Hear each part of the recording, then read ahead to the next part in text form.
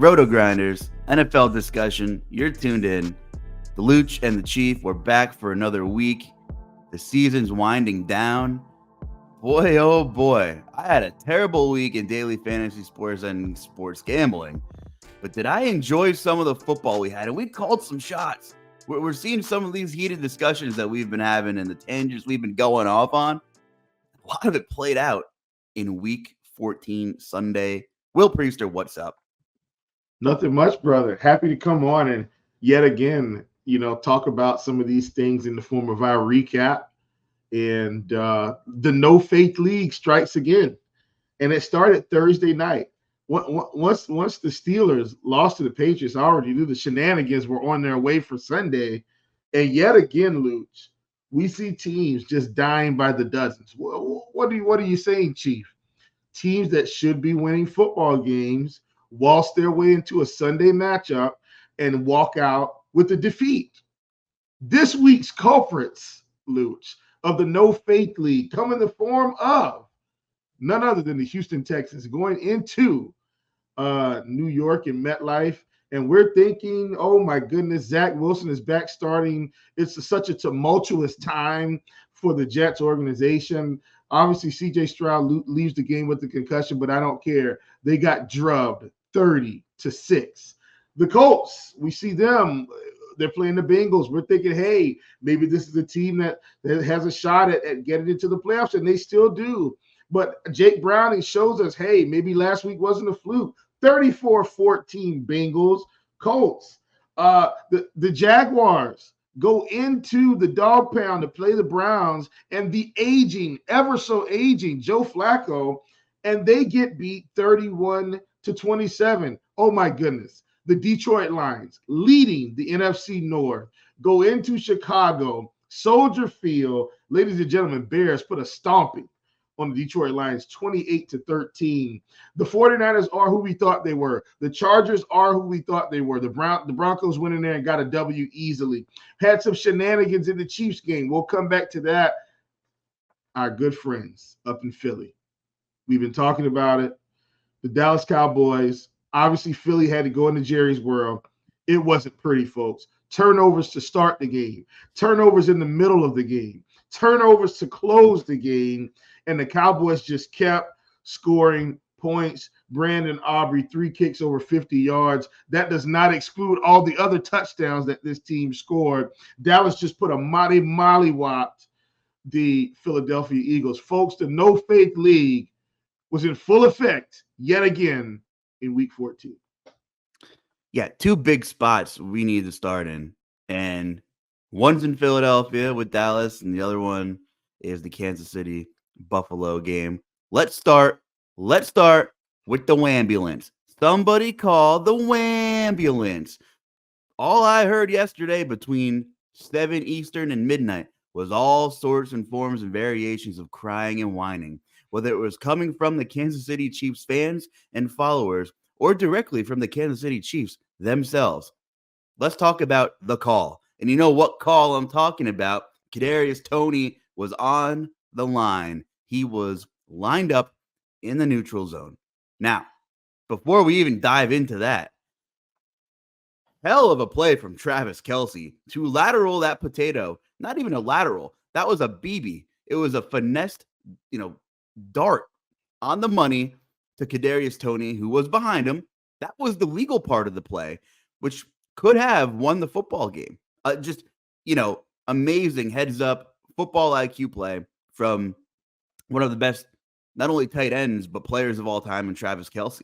And, of course, that play didn't count. I'm sure if you're tuning into this podcast, it's not the first form of football media you're listening to since Sunday. But if you were living under a rock, that play would have likely won the Chiefs the game. But Kadarius Toney lined up in the neutral zone.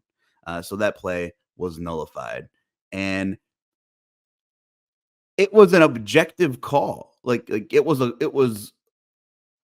was a penalty. It wasn't some subjective, well, was it holding? Well, was it a late hit? Well, was there roughing the passer? There was no subjectiveness about where he was standing before the ball was snapped. So, listen, dude, Chief, Will Priester, I think Patrick Mahomes is the best quarterback in the NFL. And maybe the biggest combination of talent and athleticism that we've seen at the position in a really long time. And of course, the Chiefs have done a hell of a lot of winning since you and I have known each other. How long have we known each other? A couple years. They've done nothing but win and win Super Bowls on top of that. And they've carried themselves and conducted themselves like champions. I to this point, I've had nothing bad to say about Patrick Mahomes or Andy Reid. Honestly, and you know what? They seem like good people, good human beings. This is not me, crapping on their character or who they are as people. But for both of them to get up after that game, and like all this stuff's on the mic, for Patrick Mahomes to be livid on the sideline, whoever he was trying to go after, whether it was the referees or whatever, for him to go up to Josh Allen, they've dueled many times in big games, playoff games, Super Bowl chips are on the table. And pretty much every time, Mahomes has been on the right side of these matchups with Josh Allen and the Bills. For him to not even say, good game, played a hell of a game, to just say that was one of the worst calls I've ever seen, and not even give us an inkling of sportsmanship, to not carry himself, like the decorated champion he is, like the good guy who he seems to very well be. I thought it was really out of character. And for Andy Reid, right? This guy's been in football for decades. I have nothing but respect for both of these guys. I don't know them personally, but Andy Reid seems like a stand-up guy. He's never done anything that I'm like, well, this guy, I don't know.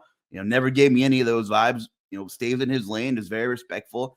For him to say that it's an embarrassment for the league, and for Patrick Mahomes to say that place should have stood, is completely asinine to me, Will Priester. I don't know what side of the line you're on in this discussion, because we haven't talked about it off the air, but I'm really curious to hear your take on it. Well, let me say this. First off, this was a black and white play, because what I did, Luuch, I knew this is something we were going to talk about. I've watched the evolution of how this whole play took place from start to finish, right? Just to make sure I could give an accurate account during our discussion. So here's how this play went. And if I get anything wrong, Luuch, please just say, oh, Chief, well, you missed something there. Here's how this play went. Chiefs lineup. Kadarius Toney lines up. I don't see Kadarius Toney looking check with the line judge. All receivers check with the line judge, and even though he was tight. How many times, Luuch, do you watch a play unfold? Receiver goes out, they check, look, they say, hey, we're good. They say they're good. If not, they say no. And then what do you see the receiver do if they're not good? They take a little step back away from the line of scrimmage to ensure that they're lined up correctly. Kadarius Toney lines up. His eye is on the center, on the ball, on the snap, on the play call. That's where Kadarius Toney is. Here's something else I watched for, Luuch. Was it a delayed flag? Did it come out after the play unfolded, or did it come out right away? Go back and watch the film.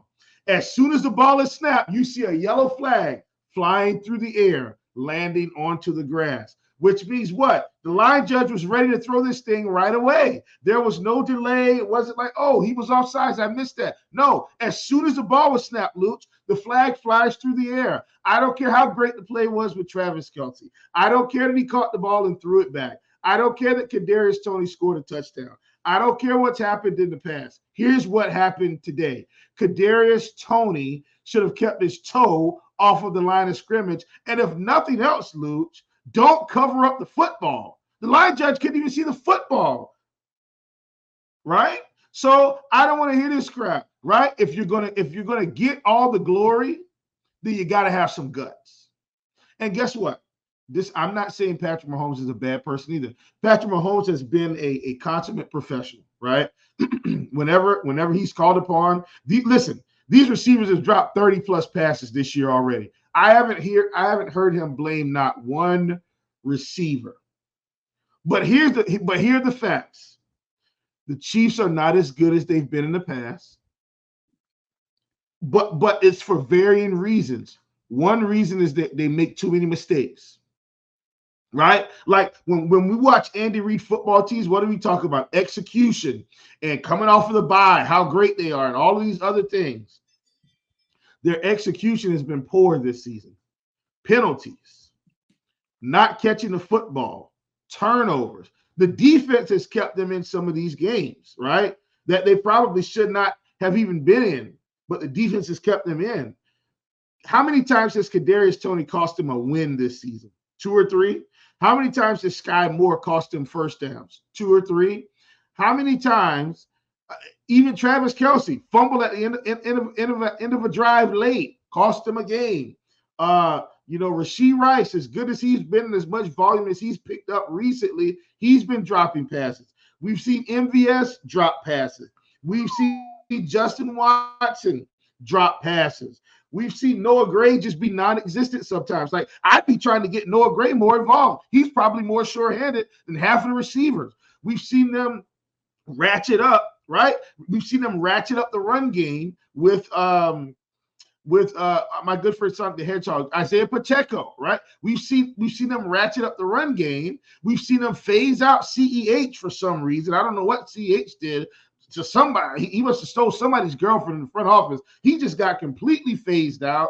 So here's my thing, Luuch. I don't know. I'm not a football coach, right? I'm not a football, let's say football savant. I'm more of a basketball savant because that was my main sport. That's the sport I played. That's the sport I diagnosed. That's the sport I coach. That's the sport I'm best at in terms of real life playing. So I'm not here to challenge the brilliance of Andy Reid. What I am saying is you've had a lot of holes and problems with this team, and we continue to see the same problems every week. Now, I'm not saying Andy Reid needs to get fired. That's not what I'm saying, right? Because the players have to go play. You got X's and O's, and then you got Jims and Joes. The players have to go and perform. But at some point, Luuch, somebody in the front office has got to start making better decisions. We lost Tyreek Hill. Tyreek Hill is doing just fine. In fact, his production has increased. Since Tyreek Hill left the team, they won a Super Bowl last year with this same roster, pretty much. But for some reason, it's just not clicking. Here's something else that's happening around them, Luuch, that I think we don't want to acknowledge. The teams around them in the AFC and the NFC, they're going to continue to get better, right? They're continuing to add weapons to the pile. Now, how these teams use those weapons, hey, it could go one way or the other. But Kansas City is not adding enough talent to really compete. They're trying to in my mind, they're treating Patrick Mahomes like Tom Brady too early. Whoa, I bet nobody thought we were going to say that today. They are treating Patrick Mahomes like he's Tom Brady too early because of the early success. Tom Brady has, over the years, he proved, right, that he could carry no names all the way to a championship. Patrick Mahomes has only done it once, and they wanted him to do it again, and it's not happening. Do you see what I'm saying, Luuch? Like, look, if we're going to paint Mahomes as one of the elites, one of the greats, and from a talent perspective, absolutely. But I think this team thought they were in the middle of a dynasty, and guess what? They're not. This is not a dynasty. And if they don't fix it, if they don't get more talent, if they don't get better offensive linemen, if they don't figure out the wide receiver room, if these guys don't figure out a way to get on track, Kelsey's going to get aged off the team. And then we're just going to have Patrick Mahomes and who? He's already getting there. We're almost there. Father Time is undefeated. You're right. But that's what I'm saying. This is Gronk. This is Antonio Gates. Gronk. At some point within the next 3 seasons, Kelsey's going to be about out of there. And then how are we going to view Patrick Mahomes if the wins don't continue? If the championship success doesn't continue? If the AFC championships don't continue to materialize? Here's what we're going to say, Luuch. One of the greatest talents in NFL history. He's got the rings already. He got them so early, kind of like Rodgers, right? He got them so early until he's already going to be cemented, but the level of excellence. And I'm going to treat him just like Aaron Rodgers. I'm not holding punches here. As Aaron Rodgers continued to play, what did we see, Luuch? He had the stats, but he couldn't close the deal. Couldn't get past that NFC championship. Couldn't get back to the Super Bowl. And in my mind, if they don't fix this, we're going to see what people label as one of the most talented quarterbacks of all time and he's going to be playing on 8-8 football teams. 9 to 6, you get what I'm saying? 8 and 9 football teams, however you want to say. And I'm not saying that to exaggerate. I'm saying if the Ravens keep playing, we know Joe Burrow's been out. He's coming back, and the Cincinnati Bengals are still there. What happens if the Bills fix whatever's going on in their locker room, which seems to possibly be fixed anyway? You see what I'm saying? This thing could spiral out of control quickly when this team thought, Luuch, that they had another 3 to 4 years of a window. They have no window. The window's gone. It's Patrick Mahomes and a bunch of misfits. That's what's going on in Kansas City. They have a little bit of money next year. So has that front office proven to you that they're going to go out and get elite talent? No, but they have to. You're right. It doesn't mean they won't. But another thing is, you look. They might not though. So if they don't, because here's the thing. Okay, who are they going to go get, and then are they going to fix their offensive line problems? The defense is fine, but you get Luuch. We've talked about this. It doesn't matter how great you are. You can get to a Super Bowl with middle-level quarterback play and an elite offensive line and a great defense. We saw Peyton Manning do it in Denver. Yeah. We've seen Tom Brady do it with no talent around him. Right? So, because guess what? Here's the other thing, Luuch, and I promise I'm going to hand it back because I know we've talked about this team a lot. Not only is Kelce going to get phased out, I know Patrick's young, but every year he's getting older. Every year. And yeah, his mind's going to stay sharp. I get that.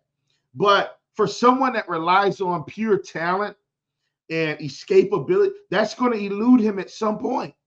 At some point, that's not going to be there. Where are the pieces going to be around him that can help him sustain excellence? I don't trust this front office to bring in Randy Moss. No. I know you get my reference. I don't trust them. But if there's going to be a time to do it, it's now. This is a great offseason for they could have got DeAndre Hopkins last season. They should have, but they didn't. But there's they could have got Stephon Diggs at some point. Maybe this season won't work out. Maybe they won't win the Super Bowl, and I don't think they will. And I know you don't think they will. No. I don't think they're going this year. Do they have a shot? Yes. I think the AFC is still wide open, and we'll continue that discussion. But you look at the upcoming NFL unrestricted free agents. There's a handful of aging, but still, mid wide receiver to high end wide receiver ones that are available that'll be looking for like 2 or 3 year contracts. So give me 3. To prove it. They need to prove it now. Prove it now. Like give me 3, Luuch. They need to prove it now and bring in Mike Evans. Right? I mean, you want to talk a guy who's been through it all, reliable, big target. If I'm Patrick Mahomes, I go to the front office and say, you're bringing me Mike Evans next season.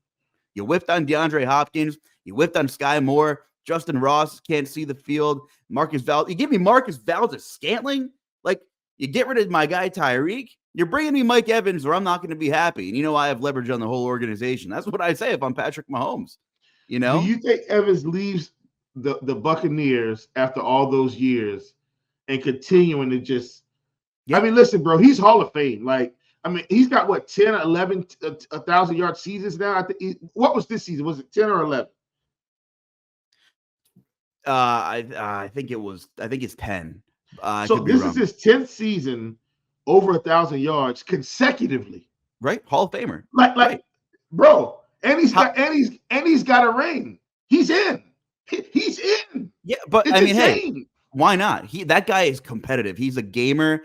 There are very, very few, and I'm trying to think off the top of my head. It doesn't really matter. Who, if you want to tell your kids one day, I played with the 2 best quarterbacks that ever lived, it might be Patrick Mahomes, might be that second guy, but when it's all said and done, go rent a condo for a year in Kansas City and go play for a year with Patrick Mahomes. I'm not saying it's going to be Mike Evans, but that would be the fit of all fits, in my opinion. But anyway, like the story here is, you're right. They need to make some changes. They're not a juggernaut. Last week, I said, and you pretty much agreed, that maybe there's no tier 1 team in the NFL, and tier 2 was full of a bunch of teams. Well, tier 1 is San Francisco, and tier 2 is still cluttered with a bunch of teams like Kansas City, in my opinion. Listen, here's what I will say. after, because what we needed to see the Cowboys win this game, Right. but we needed to see it be convincing. Like it couldn't be a 30-27. It was pretty convincing yesterday. Like I would say, in terms of where teams are today, give me San Francisco, give me Dallas, give me the Ravens tier 1. Hold that And thought. I'll go 1A, 1B, 1C. Hold I'm going to that give thought. the Ravens a pass for the weather. I like that. Hold that thought. The last thing I'll say about the Chiefs, and these guys have been, Mahomes and Andy Reid, like you said, have been professionals, high class, pent up frustration since the opening week of this season, for sure. Oh, for man. sure. For sure. That was like frustration. And whatever, I'd rather them do it in person and like have the cojones to do it like in person than go on Twitter and start deleting tweets like Toney so often did, like AJ Brown does. Like, I'd rather them do it in person. I have more respect for you going off in person, even if you're blatantly wrong, than going online and just typing a bunch of garbage. I will say this. You see the AFC playoff picture and how congested it is and how these teams are just kind of all beating up on each other right now because it's the no faith league. Not only do you have Mahomes in this mega contract, he's the best quarterback in the league, no doubt. Yes, the front office needs to put up so we can shut up about it in the offseason and bring in someone else. It's such a team sport. You can have a generational quarterback and a generational play caller, and you still might not get to the AFC Championship. That's how many pieces it takes to fill out this NFL offensive puzzle. But not only do you have that, but you look at the AFC South, you have 4 more promising quarterbacks on rookie contracts. Those are the windows. Those teams are going to continue to be aggressive. The Tennessee Titans might get mollywopped by Miami, but Will Levis has shown us something. They're leading the league in cap space heading into 2024. They're going to have a top 10 draft pick. Jacksonville, can they bring Calvin Ridley back? They still have Travis Etienne. Trevor Lawrence has been banged up all year, and he's starting to, he's still making plays, keeping Jacksonville competitive despite the loss, against Cleveland this week. CJ Stroud, you can't say enough about CJ Stroud. He's hands down right now the best quarterback in this draft class. You have stud receivers on young contracts as well between Nico Collins, Tank Dell. You have Damian Pierce, we can figure it out. That gives you ammunition to figure out the defensive side of the ball and the offensive line. They're going to be scary too. You have all these teams that are where the Chiefs were in the beginning of their dynasty window when Mahomes was on that rookie deal, when they could afford guys, like Tyreek Hill, more pieces on the defensive side of the ball, like the Honey Badger. You have these, 4 to 7 other teams that have promising up-and-coming quarterbacks who aren't quite maybe ready right now, but next year it's going to be even scarier, for a team that doesn't have as much flexibility. Like, they have some money next year, but if they wouldn't even sweeten the pot and bring DeAndre Hopkins into town this year, like you said, that's a major flop, and hopefully, they learn from that error. Excuse me. But before we get into Philly and Dallas in this kind of lopsided elephant in the room, because these were 2 of the most massive, situations on the Sunday slate, is a big win for Buffalo. I did bet that 35-1 last week. They went in Arrowhead, got it done, with all the dramatics and theatrics involved, and that number went down to 18-1. The rest of the Bills' schedule is rough. They have Dallas, they have Miami, they have the Chargers and New England. I think they're going to have to win 3. It'll be exciting, though. It was fun to get that number on Buffalo. We will see what happens and see if they can sneak in. Anyway, that's all I have to say about Kansas City and the Bills.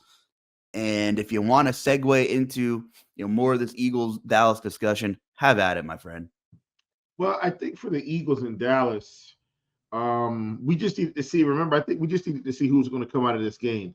Now, the difference between these 2 teams right now for me, Luuch, is Dallas still has some contenders in front of them that if they beat these contenders, like I think, if I'm not mistaken, correct me if I'm wrong, they've got to go to Buffalo, they've got to go to Miami. If Dallas comes out triumphant over those 2 teams, Luuch, and so here's what I think about those games. I don't think they have to win by 20. I think if they can get one of these games convincingly, let's say they beat Buffalo by, 10 to 12 points, right? I think that's going to be enough to say, okay, like clearly Cowboys tier 1 team. if they beat both of these teams, then I think we're really going to feel like, okay, like they beat really good quality competition in 3 of the last 4 weeks, right? I think we're going to start to say, okay, at this point, it's in the NFC, it's them and it's San Francisco, because they won't see each other again until the playoffs, as long as they both win. So it feels like the Cowboys and the 49ers might be on a collision course, Luuch, like the early 90s, early to mid 90s, when it felt like every season, right? The 49ers and Cowboys were on this collision course. So I feel that way as long as the Cowboys beat these quality opponents. I don't think we got to waste time on the Eagles, because I think we saw this coming weeks and weeks ago. Because if you remember, one of the things we talked about, Luuch, together was if we were going to call out the Minnesota Vikings last season for their style of play and the way they were winning, then why were we giving the Eagles a pass this season when they were playing the same style of football? So think about this, Luuch. How did Minnesota play last year? Really bad secondary. You could throw all over them, and they just found ways to win games late, won a lot of close games. And then what happened? They got bounced in the playoffs. What were we seeing from the Eagles? And that's what I'm saying. We got to be honest with ourselves. We were literally watching the same type of season unfold. But because they got to the Super Bowl the year before, we kept giving them a pass. Say, oh, it'll turn around. It'll come. No, it didn't turn around. The secondary's been bad. People have been able to pass all over them. And Hurts and the crew and the offense just found ways to maneuver and win games late. But once again, when they play more complete football teams, they've had trouble. And Dallas, has been a more complete football team. And so the Eagles this year are last year's Minnesota Vikings. We just don't want to admit that. But that's the case. I still have friends around here. It's amazing I have friends. But, someone texted me, oh, they just can't play complete games. I said, stop. Will you stop? Like, that's just who they are. They make errors. They make mental errors. They have no creativity on defense. We had Bobby V come on the pod a month and a half ago. Big Madden gamer, Twitch affiliate, Twitch partner. He knows Eagles. He knows football. He plays DFS. They send the same 4 rushers every play. They don't blitz. They don't mix it up. We thought, okay, maybe you're saving it for the playoffs. Maybe you can coast in. Well, you lose 3 in a row. Could have been 4 if you factor in the Valdez-Scantling drop.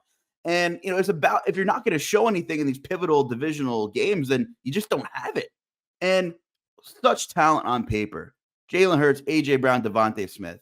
Like, Jalen Hurts has had some issues this year. Right? Like, he'll have the rushing stats. He gets the 1-yard plunges. He's showed some brilliance. He can extend plays with the best of them. We've seen kind of shaky decision-making from Hurts all season long, right? We've seen these things happen. We've seen the Eagles abandon the run at times. We've seen suspect play calling at times. We've seen frustrations from A.J. Brown at times.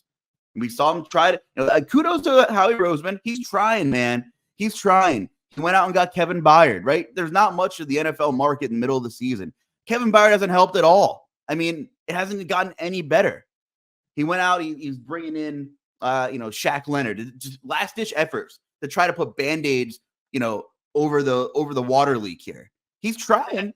And maybe as Shaq gets acclimated, like maybe he helps them a little. But he won't help in coverage. He's not a coverage linebacker, right? Yeah.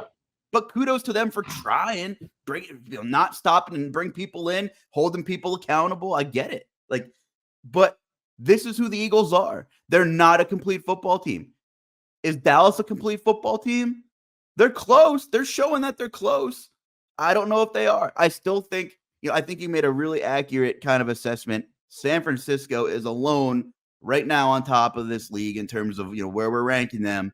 And then that second tier, you mentioned Dallas, Baltimore. Are you I'm holding the line on the Eagles being, they're too talented to be any lower. They turned the ball over like fiends yesterday, right? 3 giveaways, 3 fumbles lost. They had some serious drives. But if you can't stop a nosebleed, any competent pass attack is going to bring it down in the fourth quarter. Listen, and here's something else that happened in that game too. Just a weird fumble by Dak, and then it get a scoop and score. If that doesn't happen in Dallas keeps driving, it's even worse than this. I want you to think about that. They scored 6 points on offense. That extra 7 came from a defensive miscue. or an offensive miscue, excuse me, and the defense capitalized on it. You get what I'm saying, Luuch? Like, this could have easily been a 40-6 game. And that's not an exaggeration. Like, that, if Dallas drives and scores on that drive, I mean, it starts to get really ugly. There are just so many things we could talk about, but we might, for time purposes, just blend in, some notes from this past week with a little bit of a look ahead. But I mean, huge win for the Jets. I just want to touch on that. And even though they're in the same division as Buffalo, the Texans with another loss on their resume helps Buffalo hunt for that. Hunt for that wild card, which is their goal at this point. Even more. We don't need to talk about. Go ahead. Let me say this about Buffalo. And you mentioned it, I think 2 weeks ago. Kudos to you. 2 weeks ago, our good friend Luuch here says, you know what? I think this is wrong. I'm going to commit a few dollars to Buffalo going to the Super Bowl. Like, the odds shouldn't be where they are. And lo and behold, that's all they needed, was our good friend Luuch to just have a little faith with them on the sports books. I don't think they've lost a game since. Now, look, Dallas is coming to town at some point. So that's happening. And so we'll see. In fact, Dallas is coming this week. So we'll know a lot more. Listen, if they beat Dallas this week, Luuch, I think suddenly the Bills, if they beat Dallas, I think the Bills suddenly feel like, wait a minute. Not only can we go to the playoffs here, like, we can beat anybody in the AFC. We don't feel like we're overmatched in the AFC. So I think, to me, Luuch, I think this game is a bigger game for Dallas than it is Buffalo, for what it's worth. Because here's why. Buffalo's already just trying to get in. Dallas keeps winning. They got home field advantage, at least for the first week. So first 2 weeks, I think. So I think this is a big game for Dallas coming up. But I just wanted to shout you out for that, man. Kudos to getting it in there. And listen, if they make the playoffs, Luuch, and they get out of round one, you might need to just start hitting that cash out button, buddy. Well, but really, all they got, if they get to the AFC Championship, that's when it starts to get spicy. I think they need to win 3. 3 gets them in, probably. Cowboy. I mean, this schedule breaks out nicely for them, having Dallas come up to Buffalo. But listen, they were a Kadarius Toney toe away from losing that game, as a legal toe away. Well, there was still 3 minutes and some change left, though. Like, Buffalo would have had a shot, so I don't want to count them out. Like, true, they would have at least had an attempt to go down and get it done. So we'll see. But guess what? I mean, receivers have a couple jobs, Luuch. They have a couple jobs. One of them is to catch the football. That's one job, right? Another one is to make sure you line up properly. Come on, guy. And I know we've already visited that, but I just wanted to put that out there. We just have to keep talking about it. We have to. Like, they have a couple responsibilities. Like, running backs have a couple jobs, right? Hit the right hole. Read your blocks. Don't fumble the football, right? If you're in pass protection, make sure you pick up which side. Make sure you understand the pass pro, right? You got to make sure you understand this. So they've got a job. The quarterback's got a job. Make sure they put the team in the right situation. Make sure they relay the play to the huddle. And then if they need to make changes, make sure they get the protections right. Make sure the receivers understand if there's an audible being called, and the running back, making sure that they understand the coverage. Like, they've got extra responsibilities. And everybody gets paid to do something. Kadarius Toney gets paid to be a wide receiver, which means he gets paid to line up properly.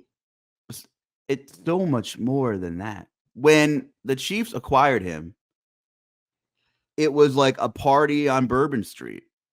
Well, we got Kadarius Toney. If he stays healthy, what a steal, what a fleecing.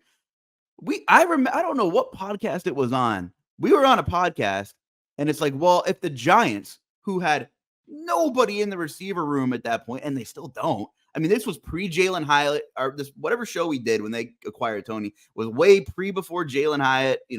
They were still having the same group of slot receivers in their room. For them to give up on a receiver who was, as kind of highly touted as Toney was for the most part, not saying this guy was like, touted as a stud, but they knew he had a ceiling. And the only concern was, after that, well, if he stays healthy. But so much more than that. Clearly, the Giants, knew what they had in Toney. We've seen so many mistakes from him, not only physically with the drops, but the mental errors. And I guess that's part of it. Lining up, checking with the side judge. It's a culmination of things here. And I don't know if he's going to have a job next year with the Chiefs. I mean, I wouldn't bring him back. He's done nothing for the Kansas City Chiefs. And I hate talking so negatively, but we've seen him kind of fail in every aspect of kind of doing his job in critical moments this season as a wide receiver. And he's not the only person to blame. And that's another thing. Patrick, like you said, Patrick Mahomes has never placed the blame on any of his teammates. He's a good leader. So that whole thing was just a little out of character. And just to circle back, I placed that Bills bet after they lost to the Eagles because I knew their path to – then they had the bye week in between, that loss and the Chiefs.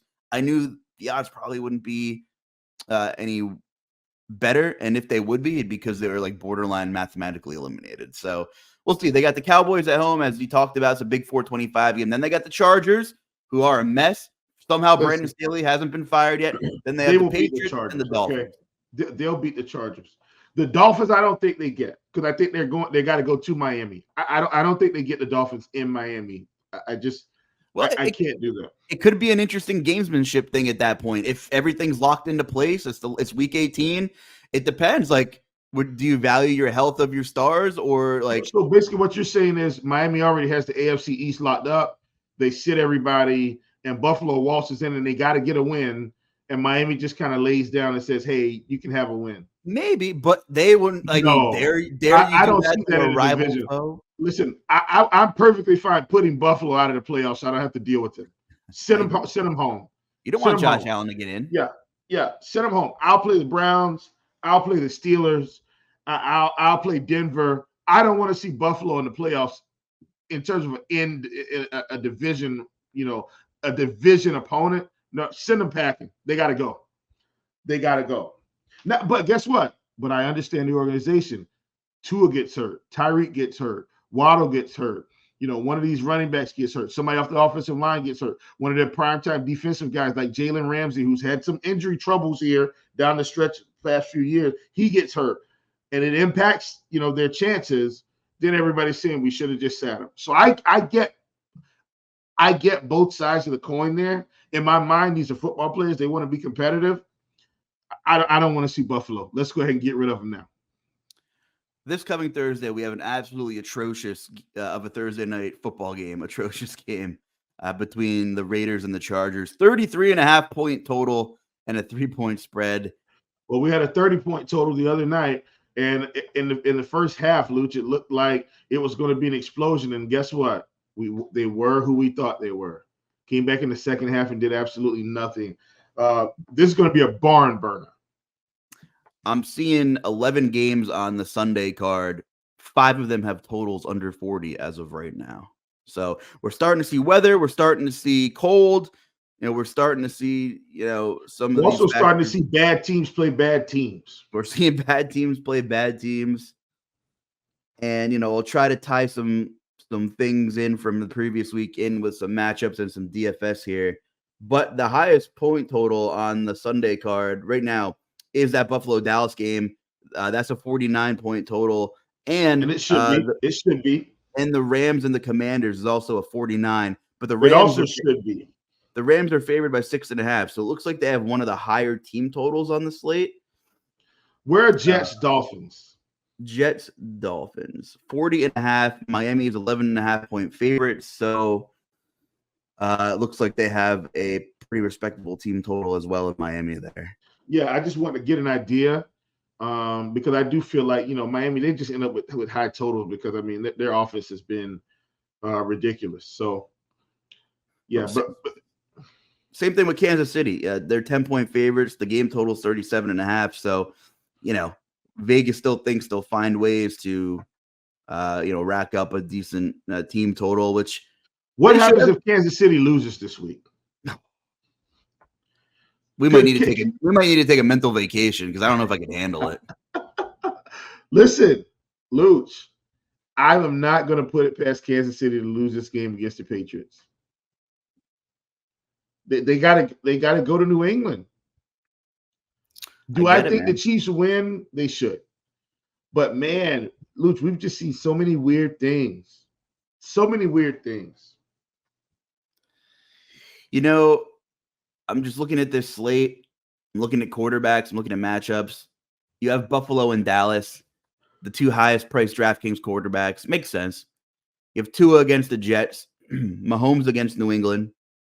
CJ Stroud's banged up. He's playing Tennessee. I mean, that's a situation to monitor his health.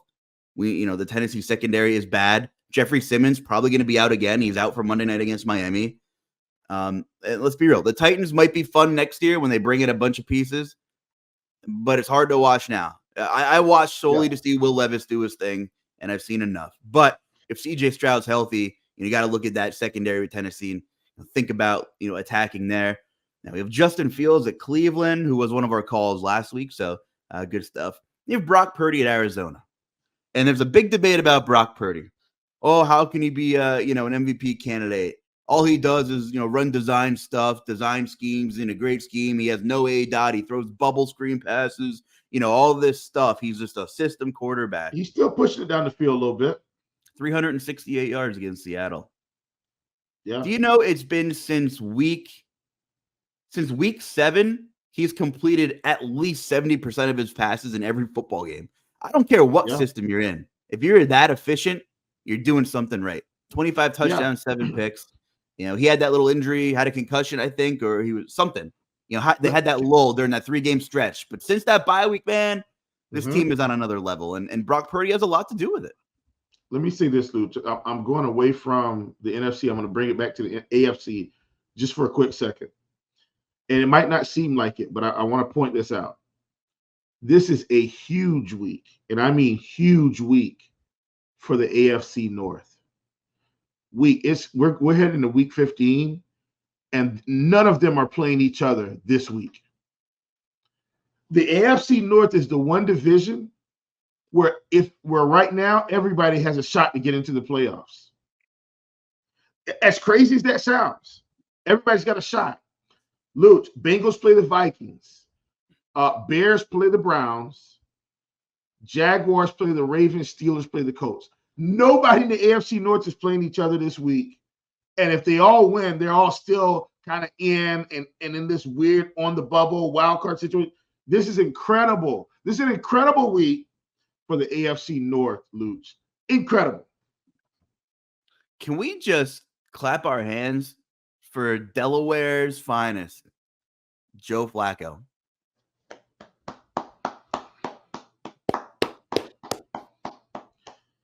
Incredible.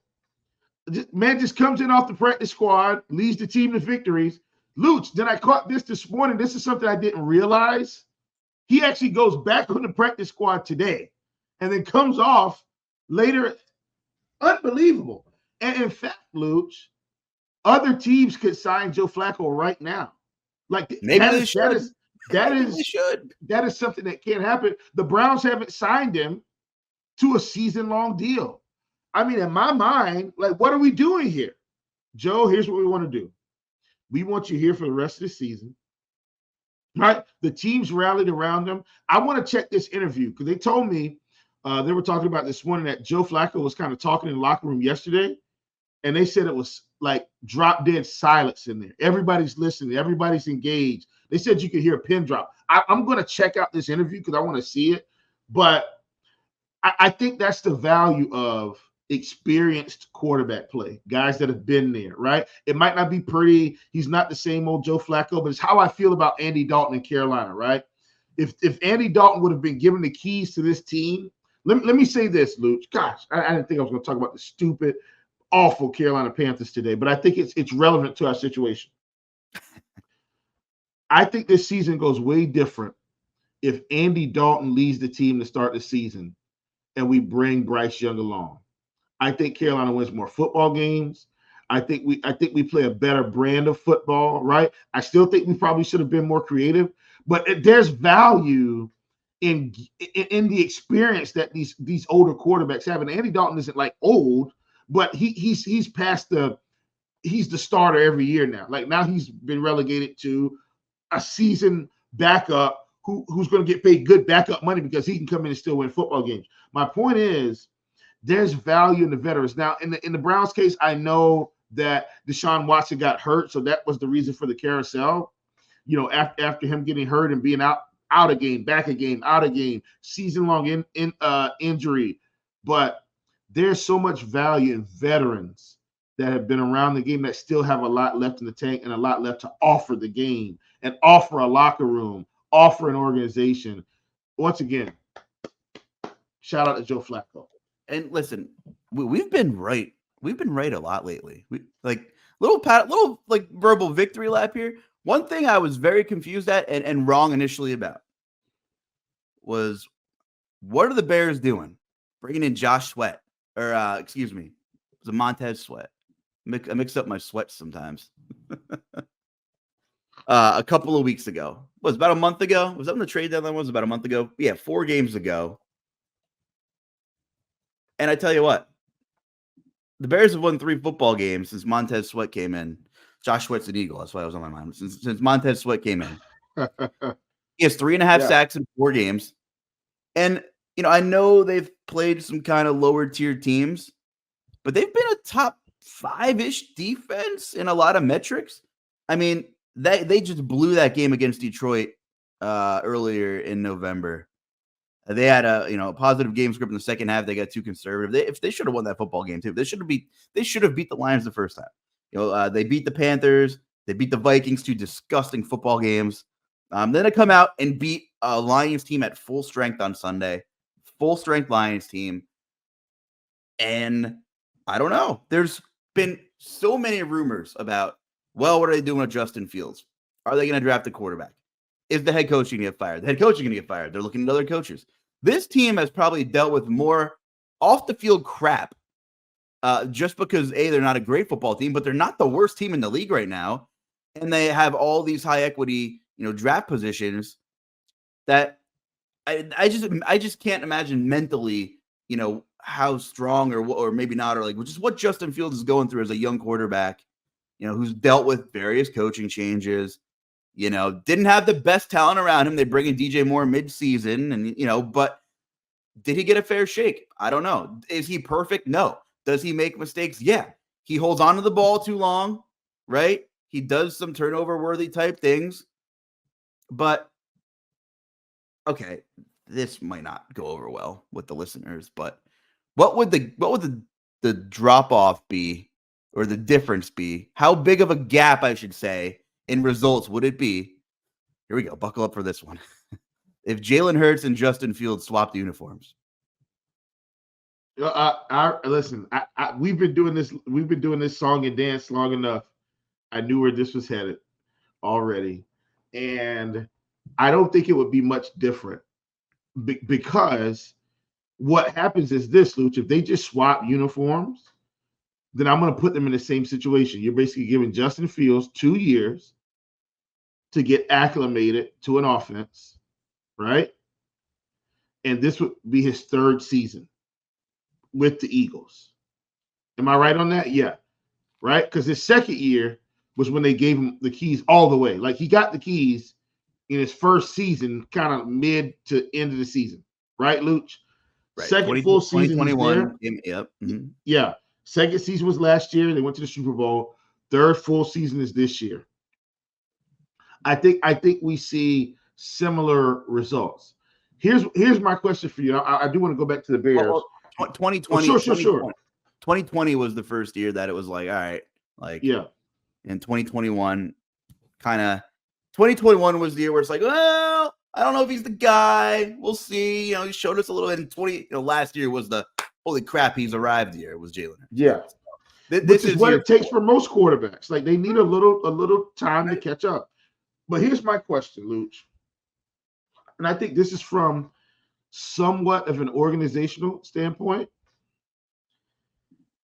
And then I know we'll close out here as we continue on.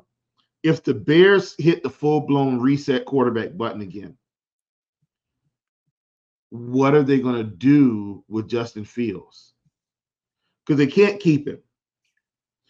I think too many teams will be calling. Absolutely. You see what I'm saying? Like they can't keep him. So that's number one. Then you just go and say, okay, so if they can't keep him, which teams are now looking for a quarterback? Like, actually, to me, there's only a handful, Luuch, that are actually say, okay, he would walk in and be our guy, unless they just got rid of somebody else, right? Unless they just got rid of him.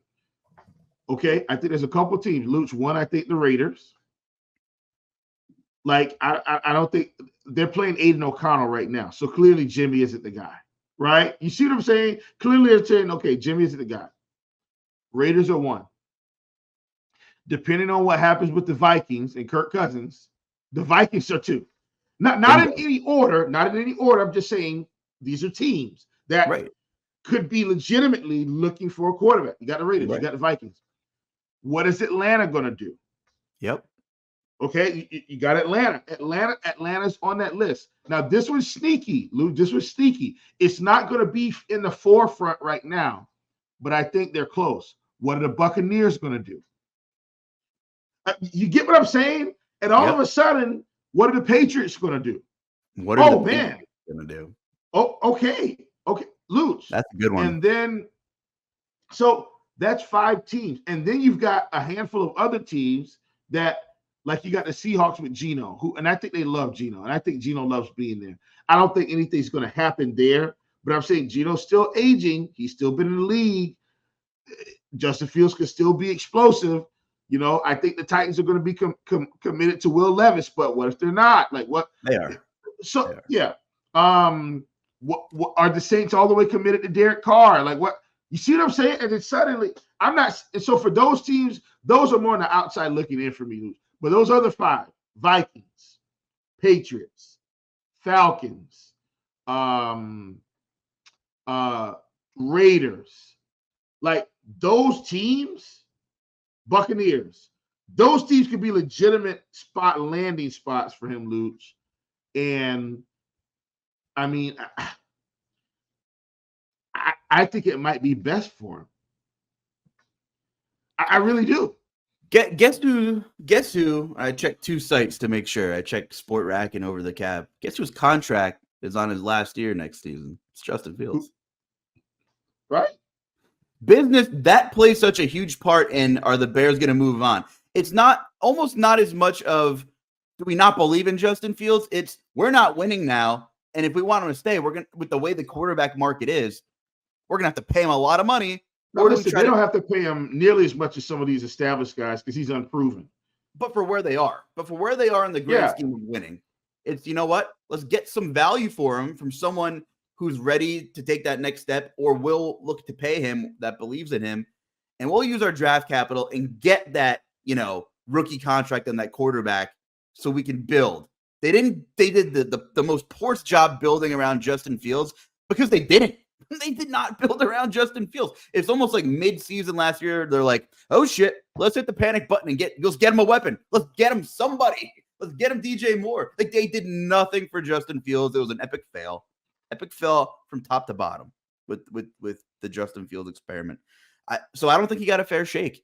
And I hope he puts on a different uniform. And I think that's what's going to happen.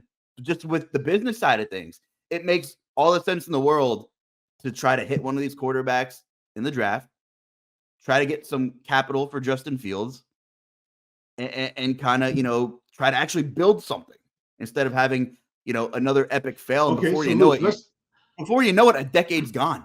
A decade's gone. Go ahead. Let's talk through that very quickly, Luuch. I pulled up something while we were live here on the show, just talking about the quarterback averages per year. It hopefully doesn't have me lagging too bad. I am going to close it once we're done. But highest paid average per year right now is Joe Burrow at $55 million. $55 million. Behind him, Justin Herbert, $52.5 million. Behind him, Lamar, $52 million. Behind him, Hurts, $51 million. Behind him, Russell Wilson, $49 million. Kyler Murray, $46 million. Geno's at $25 million. Jared Goff is at 33. Derek Carr is at 37. At the bottom here, CJ Stroud at $9 million on his rookie contract. Trevor Lawrence at $9 million. He's going to get restructured. Zach Wilson at 8. Anthony Richardson at 8. Tua at 7. And his is going to get restructured. My point is this. Where does Justin Fields fall in that category? Luuch, I don't think you can pay Justin Fields more than $30 million a year right now. And this is coming from somebody that actually likes Justin Fields. So do I, and I get it. And it's certainly not in Chicago's plan to pay a quarterback $30 million a year right now. So when you have the opportunity to have a top pick now, and just from me following, Justin Fields is going to be a business decision. They can pay Caleb Williams $9 million a year, $10 million a year over the next let's call it 3 seasons, Luuch. And if he produces, they'll probably restructure year 3, get him more guaranteed money, get him up to that upper echelon. But and that's the thing. I think Justin's okay. I think he'll land somewhere.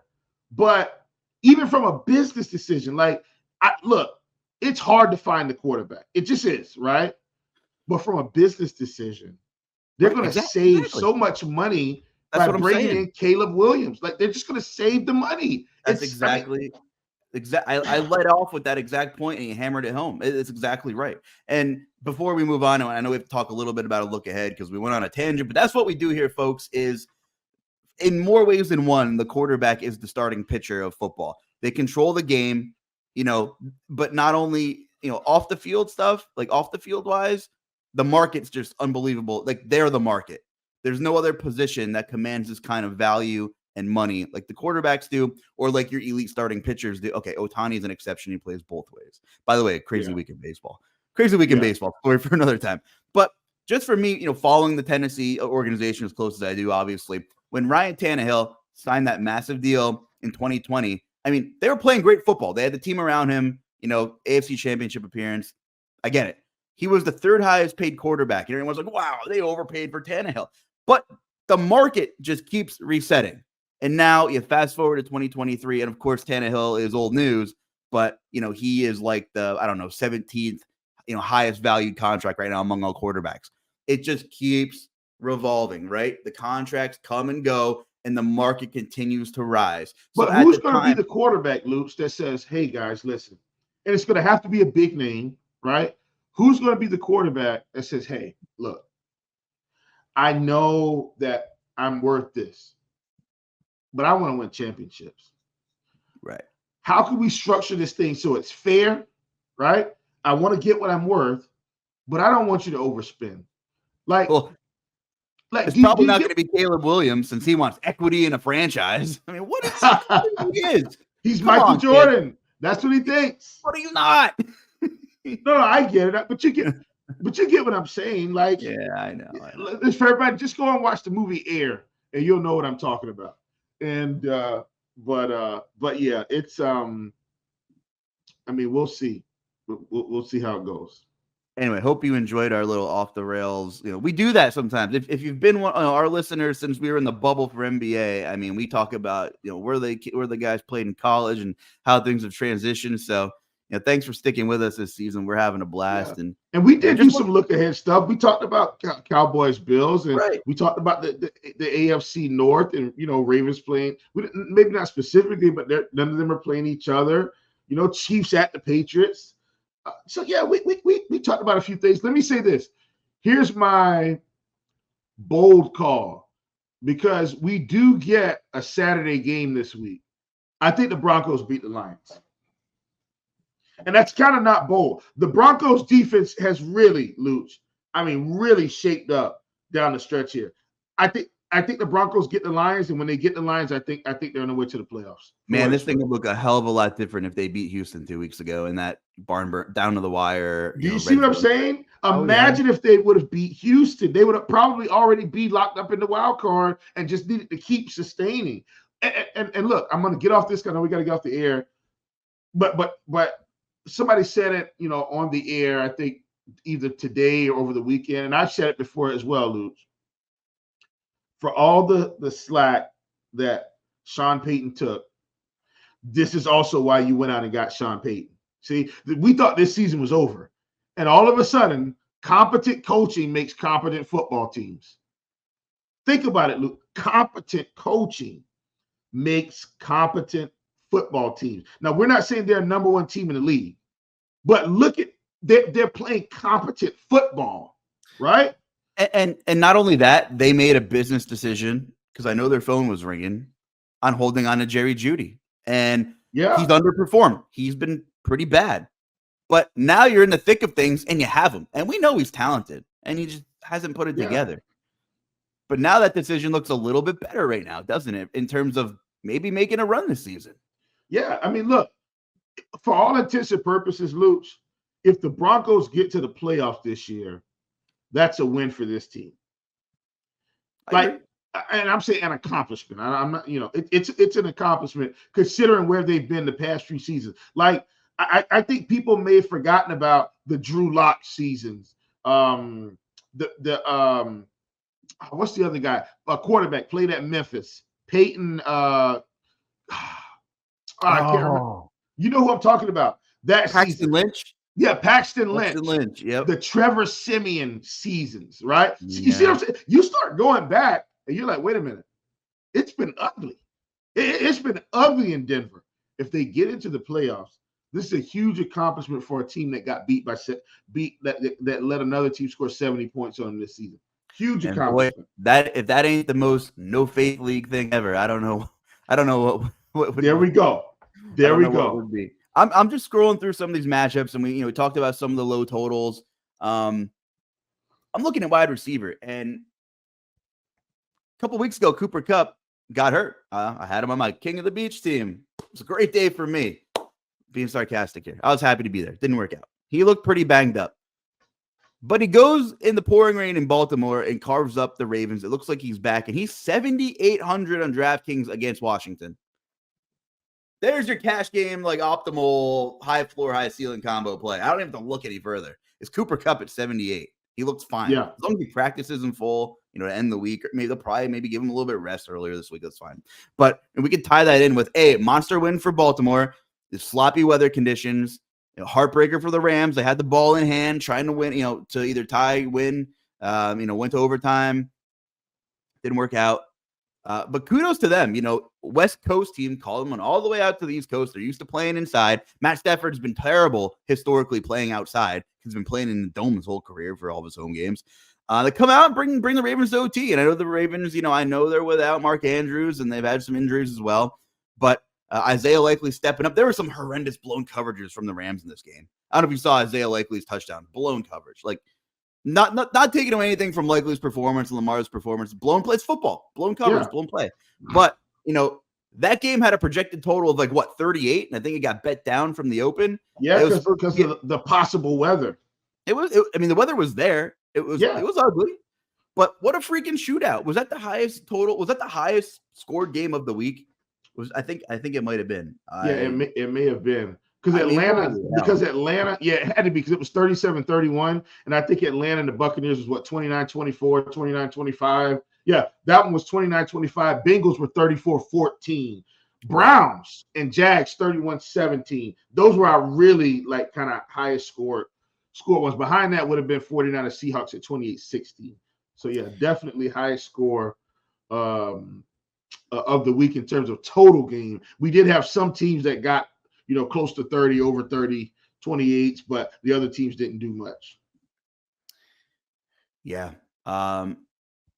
One more note, and we were talking about CJ Stroud. Nico Collins had a calf injury. So, boy, for DFS purposes, you're hoping he suits up against Tennessee, because if you're not looking at Cooper Kupp, you got to think about Nico Collins in that matchup. The Houston injury report is going to be one to monitor this week. A couple other ones that just catch my attention before we hit story time and close it out. Our biggest barn burner of the week was Vikings Raiders. Oh, good Lord. 3-0. Unbelievable. Justin Jefferson, big story in that game. Josh Dobbs. Yeah, man. Josh Dobbs threw him a hospital ball in traffic, and he went up, caught it, and got laid out. And it's a chest injury, so hopefully, he has a speedy recovery there. And we're starting to see the Josh Dobbs that got, cut from Arizona, the Josh Dobbs that the Titans didn't bring back after a plug-and-play last season. A great story. Like some guys are just a spark, and they're able to make things happen. And we're finally starting to see the level of play, a little bit of regression. A few years, a little bit of regression. Yeah, he's been in the league a few. Like, look, but here's the thing: you could do worse at backup quarterback than Josh Dobbs. He's a high-end QB2, high-end backup quarterback. Yeah, and shout out to Josh Browning, who has proven to at least be that so far, and in what we've seen. I mean, Jake Washington, right? Yeah, Washington. I've been that's where he played college football. Absolutely. I've been like blown away with how this offense hasn't missed a beat. And before this week, despite plugging him in for Burrow, they were still passing at the third highest neutral rate in the league. So they basically gave him the keys and ran the same exact offense. And my cap. What does that sound like, though? What does that sound like to you? It sounds like they trust him. It sounds like the 49ers. See, so think about that, Lucy. This is me. I'm always comparing and analyzing and looking. And this is what we did with the 49ers. They had Jimmy, they had all these guys. They're like, oh, it's a plug and play offense. You plug them in, they're successful. And there probably are some conceptual things that help the quarterbacks get acclimated and move the offensive along. So we can't ignore that. But here's why I'm bringing this up. There's one important reason. If the 49ers and the Shanahan offense have been able to kind of create this kind of, hey, we get creative enough to win, we can move the football, so forth and so on, it's no secret or it's no flaw that the Cincinnati Bengals past 2 seasons have been able to compete for championships. Do you see what I'm saying? You see where I'm headed with this, Luuch? It's no secret. Like, it's not a fluke that they got to a Super Bowl or almost to a Super Bowl. I don't think it's a fluke that this team can continue to get better if Joe Burrow completes a healthy recovery. They continue to invest in their offensive line. They continue to invest in their defense, because I believe their wide receiver room is a quality wide receiver room. T. Higgins might be another one that's available after this season, or if I'm not mistaken, Luke. T. Higgins could be in that conversation. Listen, if I'm Kansas City, I'm calling. You better be making that call. But I'm saying that to say, if Cincinnati can get healthy, they could be very problematic again coming in the next season. I think they could catch some steam. I agree. And be another problem team, and we could very well see them on their way to another possible Super Bowl, especially with Kansas City falling behind. Story time. You got anything good? Man, I've got all kind of good things good. And listen, man, I'm going to let you guys kind of hang out into my personal life here. Luuch, for those of you that don't know, I like to watch clean television. So I'm not really into all of the drama. When I say drama TV, I'm talking about like Housewives and I like to watch positive things, right? I like to create positive energy. It's just kind of my jam. So the Hallmark Network, Luuch, just keeps cranking out just feel-good Christmas movies around this time. I mean, so many new ones.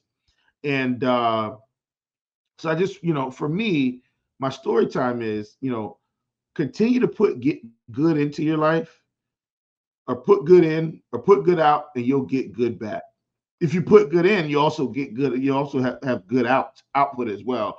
But that's my thing, man. Like, take some time, hop off your TikTok, hop off your X or your Twitter, where we got the DFS beef and the rapper beef and all this drama. Just hop off for an hour or two, and just watch you something feel good. Watch the movie Elf. If you don't have to watch Elf, watch Home Alone. Just watch a good Christmas feel good movie, Luuch. And I'm telling you, man, that positive energy gets going and good things continue to happen. So that's my story time. I let everybody into my personal life there a little bit. I love the Hallmark Channel, especially when these Christmas movies come out, Luuch. I'm a big Christmas guy. I love Christmas. And so there you have it. Yeah, I love to hear that. Christmas is big in this house too. And it doesn't have to be a Christmas movie. Just watch a feel-good movie. Yeah. Just take some time out, watch something that makes you feel good. I love it. Yeah, so much negativity, so much hate in the world, so much garbage going on. Turn on the news, it's just depressing. And I get it. Like, it's real life. You have to deal with it. You have to know what's going on. I have Well, awareness. real life has positive things that happen too. Exactly. Let's not let the dark stuff totally consume you, and you still got to find ways to be happy. Oh yeah, To a degree at least. Like, try. Absolutely. Maybe some people will be listen to this terrible segue. Maybe some people will be happy after week 14. Big week in fantasy sports. It's mostly the last regular season week of annual league season long fantasy playoffs. So good luck to all of you in your home leagues with your bragging rights or your high stakes industry drafts. Best ball regular season is wrapping up, so there'll be some pretty big regular season prizes handed out on sites like Underdog. But also the best ball playoffs are starting up. So good luck to all of you who've been grinding away, and all of you who support Spike Week with our guys, Eric, Rob, and everybody else over there, a hacker on Spike Week who just does a tremendous job. And there's playoff best ball as well, and they're pumping out content for that too. So we'll see. I should have, I don't know, I might have like a dozen BBM teams make it, maybe like 13 or 14, but I have 3 555 DK entries, and I'm thinking one might squeak in after tonight. So all you need is one, baby, and we'll see what happens. But I'll be watching Jordan Love on Monday Night Football for sure. So good luck to everybody. It's starting to get exciting. It's one of the craziest times of the year, and I know this is an NFL pod, but college bowl season is here, and it's going to be fun. And you'll see. Well, you won't see as many of these future pros suit up anymore, as a lot of them are going to opt out. But you'll definitely see some future NFL pros take the field, in some of these big bowl games toward the end of the year. So that's Absolutely. just my story time is just hey, good luck, everybody. And if this podcast does anything, hopefully some of the tidbits either help you and win a little bit of money, or just you enjoy our conversation and have you thinking about some different things that you probably won't hear on any other podcast on RotoGrinders this week. So if you're into some of that outside the box, let's talk about quarterbacks, contracts, business, and what the hell's going on in the league, then you might have found a home here with us. So, Chief, let's head out of here. Yeah, man. Let's do it, brother. And thanks, everybody, for hopping in, man. Catch me on Twitter at ChiefJustice06. And, I'm doing tons of content for RotoGrinder all the time via the Pick'em Streets, the Blitz, a whole bunch of other things. And we just really thank you guys for joining us, man, each week, and allowing us to your podcast and to your homes and to your workouts, and listening to a couple fans rant and rave about real football and a little bit of DFS at the same time. Thank you guys so much. We'll catch you next week. Until then, enjoy the rest of your week. Enjoy the football and take care.